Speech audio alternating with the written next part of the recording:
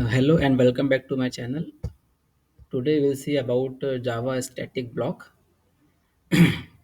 इसके पहले हमने जावा स्टैटिक मेथड और जावा स्टैटिक वेरिएबल के बारे में पढ़ा था. Now we will see about Java static block. So what is Java static block? क्या होता है? हम किसी भी ब्लॉक को, मतलब हम ये करली ब्रैकेट लगा के किसी भी ब्लॉक को हम स्टैटिक ब्लॉक हम उसको डिफाइन कर सकते हैं. तो स्टैटिक ब्लॉक डिफाइन करने का फ़ायदा क्या है? दैट इज़, अगेन इसको हमें इंस्टेंस बनाने की कोई ज़रूरत नहीं है. लेकिन जब भी हम स्टैटिक ब्लॉक बनाएंगे वो हमेशा एग्जीक्यूट होगा. ठीक है, वो हमेशा एग्जीक्यूट होगा. जैसे मतलब जब भी हम क्लास को हमने डिफाइन किए, तो जब भी हम कोई स्टैटिक ब्लॉक बनाते हैं क्लास के अंदर, तो ये मेन मेथड से पहले ये एग्जीक्यूट होगा.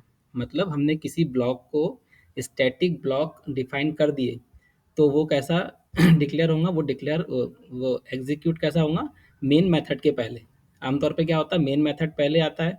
मतलब जावा का कंट्रोल मेन मेथड पे आता है. उसमें जो भी चीज़ रहती है, अगर ये आपके क्लास का इंस्टेंस या वेरिएबल रहेगा, उसका ऑब्जेक्ट बनेगा तो ऑब्जेक्ट बनाएगा. जो भी मतलब आपका वेरिएबल इनिशियलाइज हो रहा है या मेथड कॉल हो रहा है, तो जो भी है वो पहले मेन मेथड पे जाएगा, फिर बाकी काम बाद में करेंगे. लेकिन जैसे ही आपने किसी ब्लॉक को स्टैटिक ब्लॉक डिफाइन कर दिए, तो क्या होगा? पहले स्टैटिक ब्लॉक एग्जीक्यूट होगा, उसके बाद में मेन मेथड एग्जीक्यूट होगा. मतलब इसका आउटपुट क्या रहेगा?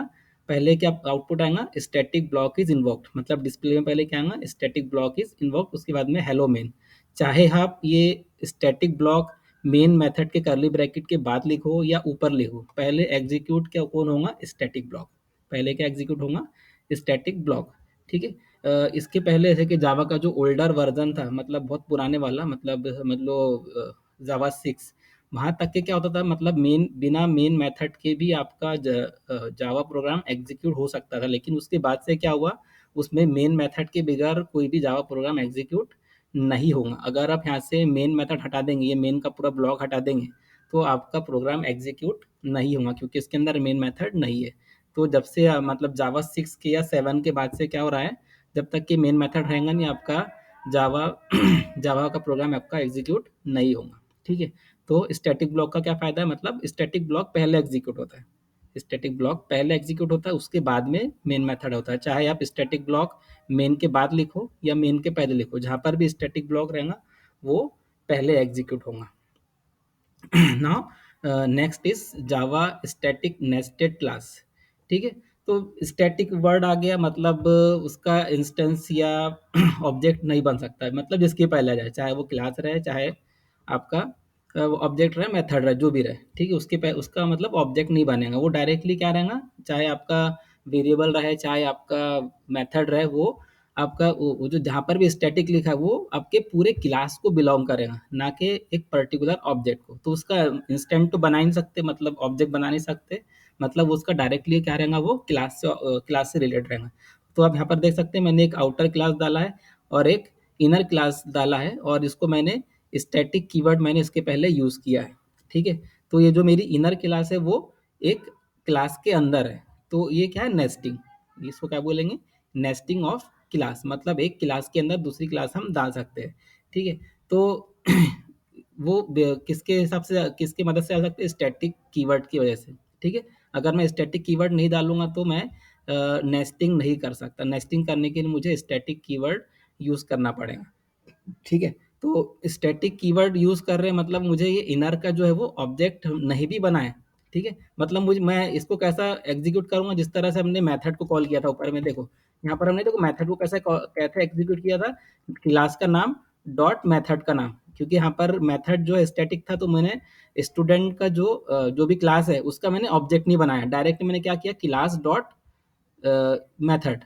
क्योंकि जो मेथड है वो स्टैटिक है, तो डायरेक्टली मैंने क्या किया? उसका बिना ऑब्जेक्ट बनाया, उसको मैंने डॉट नोटेशन से उसको इन्वोक कर लिया. बिल्कुल उसी तरह हम क्या कर सकते हैं? जो स्टैटिक इनर क्लास है, जो भी क्लास इनर है स्टैटिक टाइप की, तो मैं फिर से वैसे करूंगा. मतलब क्लास का नाम डॉट जो भी स्टैटिक स्टैटिक चीज है, मतलब यहाँ पे क्लास है तो क्लास को मैं डायरेक्टली लिख सकता हूँ. मतलब क्लास का नाम डॉट स्टैटिक जो मेरा इनर क्लास है वो. ठीक है. मतलब टेस्ट आउटर डॉट इनर. अब मैं ऑब्जेक्ट किसका बना रहा हूँ? आउटर. आउटर का ऑब्जेक्ट बना रहा हूँ. ठीक है. मैं ऑब्जेक्ट किसका बना रहा हूँ? आउटर का, क्योंकि ये आउटर वाला जो है नॉन स्टैटिक है. ठीक है. स्टैटिक का ऑब्जेक्ट कभी नहीं बनेगा. तो टेस्ट आउटर डॉट इनर. ठीक है। ओबीजी इक्वल टू बिल्कुल जिस तरह हम किसी भी क्लास का ऑब्जेक्ट बनाते हैं, test outer dot inner, obj equal to new test outer dot inner semicolon. तो जैसे ही ये ओबीजे डॉट मैसेज कॉल होगा, ओबीजे डॉट मैसेज कॉल होगा तो ये प्रिंट हो जाएगा, मतलब डाटा इज डेटा। तो डेटा की वैल्यू क्या है 30, तो डेटा इज 30 करके ये डिस्प्ले करेगा।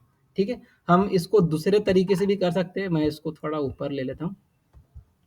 ठीक है। तो आप इधर देखेंगे तो देखो हमने यहाँ पर क्या किए, बिना मैंने ऑब्जेक्ट बनाए मैंने क्या किया, इस मेथड को कॉल किया। ठीक है। तो चाहे आप ऑब्जेक्ट बनाओ चाहे ऑब्जेक्ट ना बनाओ, ये जो जो भी क्लास को आपने स्टैटिक डिफाइन कर दिया, जिस क्लास को आपने स्टैटिक डिफाइन कर दिया, वो बिना ऑब्जेक्ट बनाए भी उसके हम कंटेंट्स को, मैसे उसके मेथड को या उसके वेरिएबल को हम डायरेक्टली एक्सेस कर सकते हैं बिना ऑब्जेक्ट बनाए। यहाँ पर हमने ऑब्जेक्ट बनाए, ओबीजे करके नाम, ओबीजे नाम का ऑब्जेक्ट बना। यहाँ पर हमने ऑब्जेक्ट नहीं बनाया, डायरेक्ट हमने क्या लिखे, test outer dot inner dot message. तो इसका आउटपुट क्या डिस्प्ले आना, डेटा इज 30। ठीक है। तो ये बिना ऑब्जेक्ट बनाए इसको हम कॉल कर सकते हैं। सो अगर आपको ये वीडियो पसंद आई है तो लाइक कीजिए और चैनल को सब्सक्राइब कीजिए और बेल आइकन पे टैप कीजिए, ताकि आपको मेरे आने वाले वीडियो की नोटिफिकेशन मिल जाए।